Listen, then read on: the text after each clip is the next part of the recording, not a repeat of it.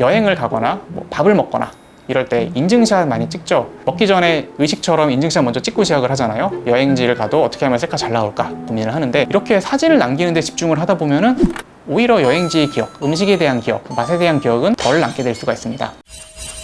최근에 유튜브에서 보면 기억을 높여줄 수 있는 영상이라고 나온 것들이 있는데요. 세타파를 들으면은 기억이 향상된다. 정말일까 궁금하실 거예요.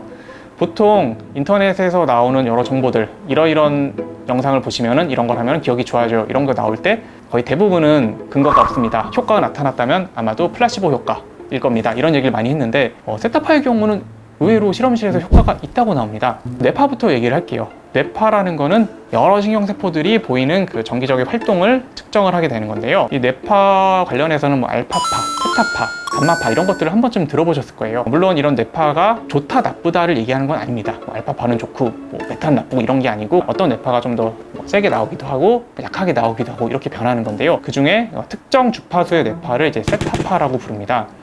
근데 이런 세타파 관련 연구에서 세타파가 나올 때 봤던 정보들이 좀 더 기억이 잘 되더라, 이런 연구 결과가 있었어요.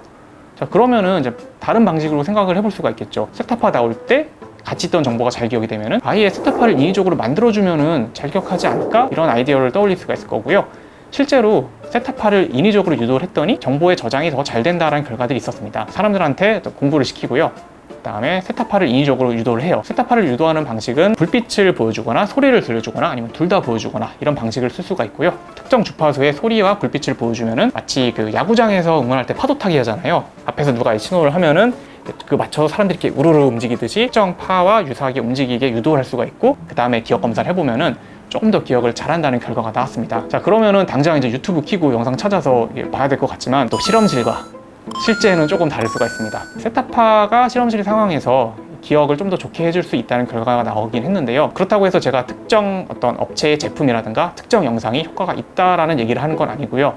왜냐하면은 이게 사람마다 다를 수가 있어요. 어떤 방식으로 그 뇌파를 유도하는가, 그리고 그 뇌파를 유도하는 자극의 세기는 어떻게 되는가, 얼마나 오랫동안 자극을 사용하는가, 이런 것들에 따라 효과가 달라질 수도 있고요. 특히 사람에 따라서 이제 뇌에서는 이미 여러 가지 정보가 처리가 되고 있죠. 거기에 맞춰서 그 뇌파를 유도를 해줘야지 효과가 나타나지, 그냥 아무 영상이나 본다고 항상 나오는 건 아닐 수가 있습니다. 그리고 또 한 가지 또 위험성도 있을 수가 있는데요. 한때 포켓몬 만화를 보던 아이들이 어떤 발작을 일으켰다, 이런 기사를 옛날에 보신 적이 있을 거예요.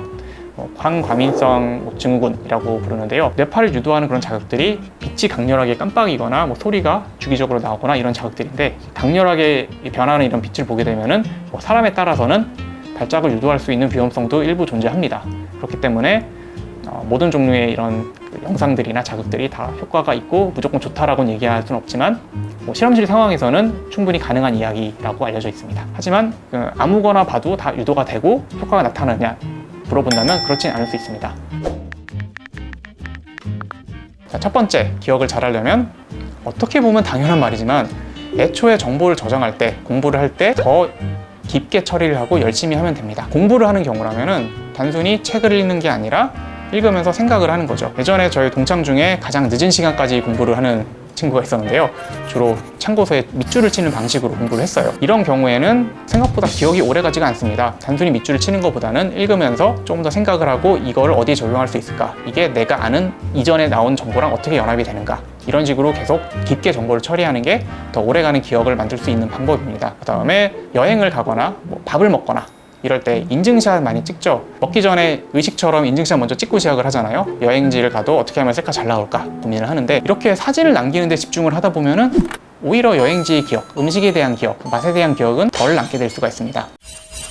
지금은 모르지만 그냥 구글에 찾아보면 되지, 네이버에 검색하면 되지, 이렇게 생각을 하면 실제로 기억이 잘 저장이 안 되는데요. 우리가 정보를 저장할 때도 이렇게 어차피 다 저장이 돼 있다는 걸 알고 있으면은 기억이 오래 가지가 않습니다. 실험실에서 이 정보들을 기억을 하세요. 그러면서 나중에 이 정보를 다시 볼 수 있을 거예요. 저희가 따로 기록을 했다가 옆에 참고 자료로 드리겠습니다, 이렇게 얘기를 할 수가 있고요. 어떤 사람들에게는 열심히 기억을 하시고요, 시험을 볼 거예요, 이렇게 얘기를 할 수가 있어요. 두 집단이 다 공부를 하고 나중에 실제 시험을 볼 때는 처음에 말했던 거랑 다르게 아무 정보도 안 줘요. 자, 기억을 해보세요.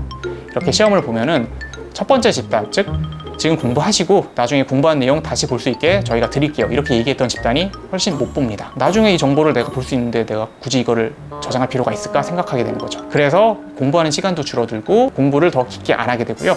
인스타 사진을 위해서 열심히 사진을 찍는 것은 어쩌면 여러분들의 지금 당장 경험하는 것의 기억을 더 떨어뜨릴 수가 있습니다. 그러니까 애초에 기억을 할 때 사진 찍는 것보다는 그 순간을 더 즐기고 좀 더 열심히 머리에 담으려고 하는 것이 더 오래가는 기억을 만들 수 있는 방법 중에 하나죠. 그리고 보통 기억을 어떻게 하면 더 잘할 수 있을까? 이런 질문을 받았을 때 가장 흔하게 하는 대답이 운동과 수면입니다. 마치 살 빼려면 어떻게 해요? 식이요법하고 운동하세요. 공부 잘하려면 어떻게 해요? 열심히 하세요. 이런 거와 비슷한 얘기인데 운동의 중요성은 너무 많은 연구를 통해서 이게 증명이 돼 있어요. 운동을 많이 하게 되면은 뇌 기능에 도움이 되고 기억도 잘 유지할 수 있게 되고요. 그런데 수면은 여러 가지 이유에서 중요한데요. 깨어 있으면서 계속 여러 가지 정보를 접하니까 정보들끼리 계속 경쟁하고 그러다 보니 어떤 정보는 잊혀지게 되죠. 그런데 수면을 취하면 들어오는 정보가 별로 없죠. 열심히 공부를 하고 잠을 자게 되면은 잠을 자는 동안에는 이 간섭이 없이 정보들이 유지가 되고 오래가는 기억으로 남을 수가 있습니다. 또 자는 동안에 머릿속에서는 또 여러 가지 일들이 벌어지는데요. 사실 뇌는 항상 작동을 하고 있죠. 잠자는 동안에도 뇌 영상을 찍어보면 여러 영역들이 활발히 무언가를 하고 있습니다. 그 중에 한 가지는 머릿속에서 자는 동안에 낮에 경험했던 거, 자기 전에 경험했던 것들이 재생되는 건데요. 그러면서 자기 전에 경험했던 정보들이 체계화되고 불필요한 건 없어지고 이렇게 정교화가 되는 거죠. 만약에 내일 당장 시험을 봐야 된다 그러면 아마도 밤새워서 공부하는 분들이 많을 거예요. 하지만 더 좋은 방법은 열심히 공부하시고 자는 겁니다. 그런데 당장 시험이 다음 주다 이러면은 푹 자고 나가서 달리기 하고 이러기엔 조금 불안한 감이 들 거예요. 이런 분들은 시험을 보시기 바랍니다. 인출 연습이라고 부르는데요. 만약에 똑같이 10시간을 공부한다고 하면은 계속 반복해서 보는 것보다는 3시간 공부하고 1시간 시험 보고 3시간 공부하고 1시간 시험 보고 교재를 보고 공부하는 시간 자체는 줄어들지만 시험을 보게 되면 오히려 더 기억이 오래 갑니다. 그리고 또 효율적인 공부 방법 중에 하나가 남들에게 설명하는 거죠. 제가 가르치는 과목 중에 하나가 이제 생리심리학이란 과목인데요. 뇌 영역의 명칭, 신경 전달 물질, 굉장히 복잡한 말들이 많이 나오고 가르치는 사람도 힘들어요. 그 용어들을 외우고 뇌의 영역들을 외우는 게 쉽지 않습니다. 사실을 고백하자면 제가 그런 뇌의 영역들의 이름과 그런 용어들을 외우게 된 거는 교수가 되고 수업을 하면서였습니다. 그전에는 저도 계속 강연에서 필요할 때마다 찾아봤었는데요.